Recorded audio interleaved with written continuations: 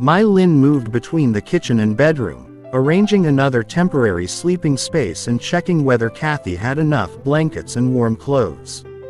She paused for a moment, closed her eyes, and prayed silently. Lord, please protect all your people. Please keep our children safe, and please watch over Kathy as well. The two of them looked at each other without speaking. Both understood that this was no longer preparation for an ordinary storm or power outage. They were preparing for days of catastrophe. Even so, their hearts were filled with faith. The Lord would protect their family, watch over their children, and perhaps even use them to help others. Tim walked to the gun cabinet and opened the steel door. He checked each firearm carefully. 2 Glock 17 pistols with multiple 17-round 9mm magazines and 2 Arkansas 15 rifles with several 30-round .223 magazines. He also had 2 tactical vests equipped with magazine pouches for both pistols and rifles. Before 1975, Tim had served as a ranger in the Army of the Republic of Vietnam.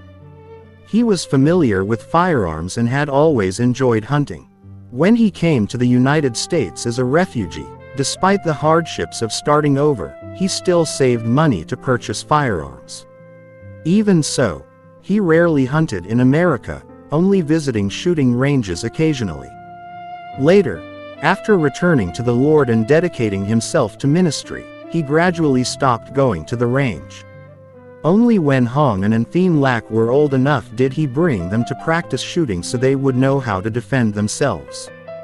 Lin had practiced only a few times, just enough to understand basic handling. In recent years, as American society had grown increasingly unstable and violent crime had become more common, Tim always carried a firearm when leaving home. He understood clearly that life had entered a time when the words of Scripture sounded more serious than ever. He who has no sword, let him sell his garment and buy one. Self-defense with weapons, and, when necessary, using them to protect innocent lives, was no longer a luxury but a necessity. Tim and both of his children all held legal Texas carry licenses. Tim carefully removed each magazine, wiped it clean, and counted the remaining ammunition boxes.